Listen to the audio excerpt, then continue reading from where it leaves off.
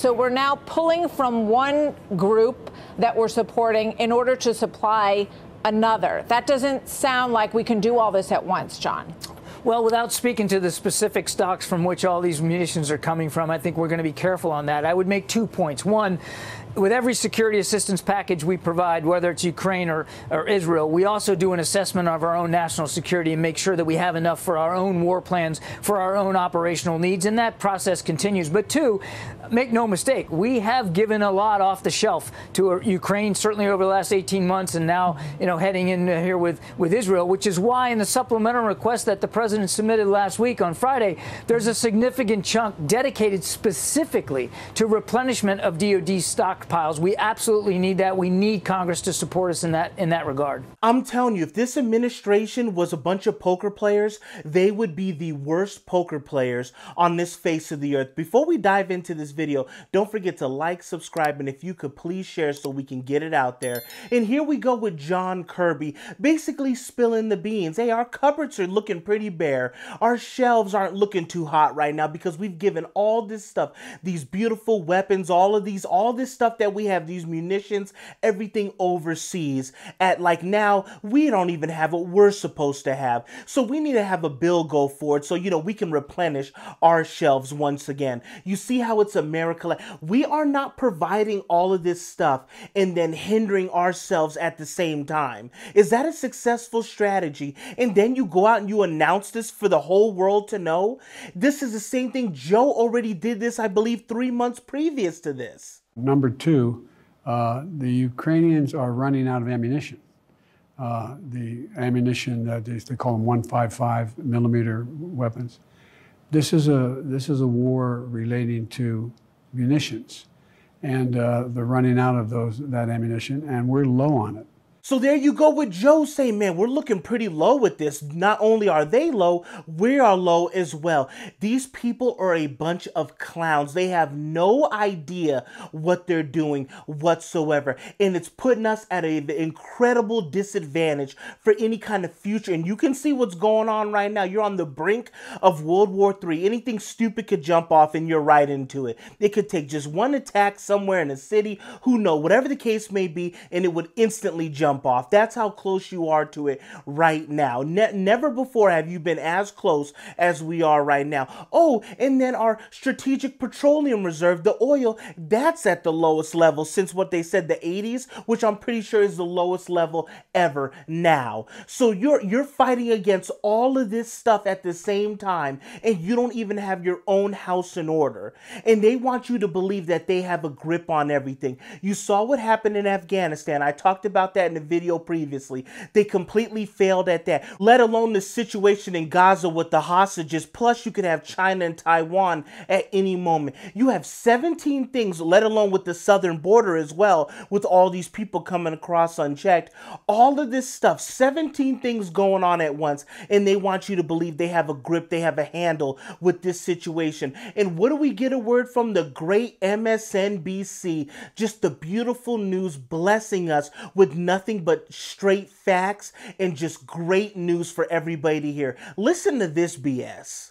And it's the first time that I think a broad coalition of Americans realizes that if Donald Trump were president right now, the world would be a much, much more dangerous place, with the Middle East on a hair trigger, with threats of violence at home, with Jewish American communities, with Muslim American communities terrified right now. The country probably couldn't handle a Trump presidency. A broad coalition would believe that if Trump was there, it would be a much more dangerous place. See, this is the propaganda once again. You can speak for yourself. You had the Abraham Accords. You had peace in the Middle East. No blood in the sand. Remember, they told you there was going to be nuclear war with North Korea, with Kim Jong-un and all that. And Trump actually went there, spoke to the guy, actually developed a great relationship.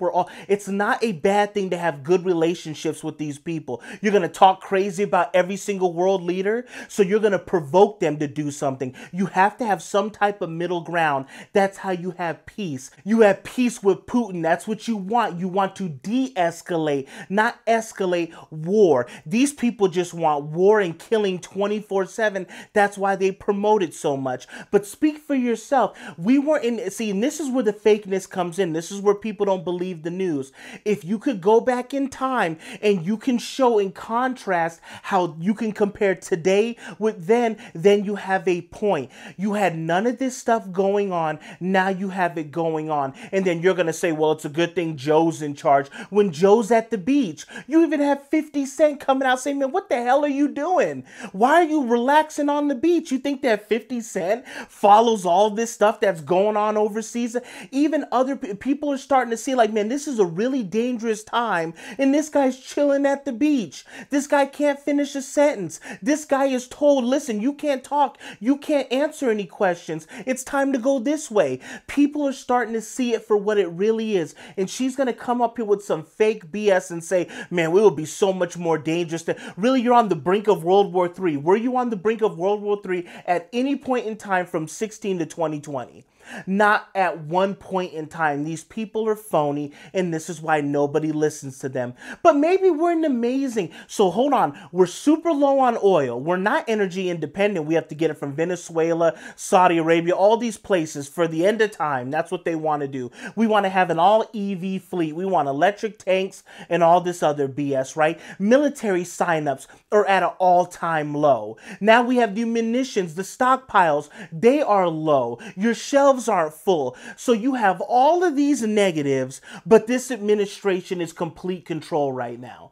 They're projecting nothing but strength. That's what they want you to believe. And then they put out the propaganda right there on the news. So you're hearing one thing, then the news is doubling down, trying to tell you, oh man, everything's great. When you can go outside, you can pay all your bills, you can go to the grocery store and see that it's not what they're promoting. This is finally a point in time where mass amounts of people are waking up and saying, man, all these people do is lie. Nothing that they say, if you listen to them and just do the opposite, you would be fine over all of these years. Whatever they tell you to do, you do the opposite, you would be a hell of a lot better off. So if they tell you, oh man, things will be so much more dangerous with Trump, it's actually the very opposite. And they know that. It's just a shame that they work in cahoots with this government, with this administration that has no idea what the hell they're doing. And then they're going to try to prop it up and act like they're all big and bad and they have it under control. Look, I know you gotta be frustrated. I know. I can taste it.